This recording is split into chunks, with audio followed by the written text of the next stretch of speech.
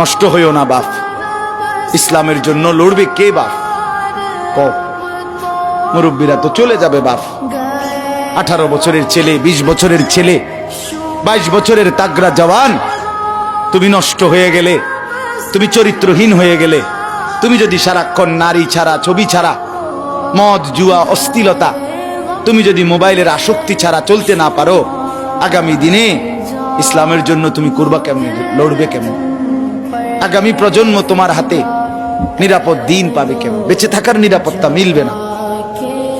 বেঁচে থাকা 53 বছর বাংলাদেশের বয়স, 53 বছরের সমাজে বেনামাজির সংখ্যা যদি এত বেশি হয়, 53 বছরের ভিতরে মোবাইলে আসক্ত যুবকের সংখ্যা যদি এত বেশি হয়, 53 বছরের ভিতরে বেপর্দা নারীর পরিমাণ যদি এত বেশি হয়, এত মসজিদ মাদ্রাসা চারদিকে থাকার পরেও যদি এই মসজিদ মাদ্রাসা ষড়যন্ত্রের কারণে কমে যায়,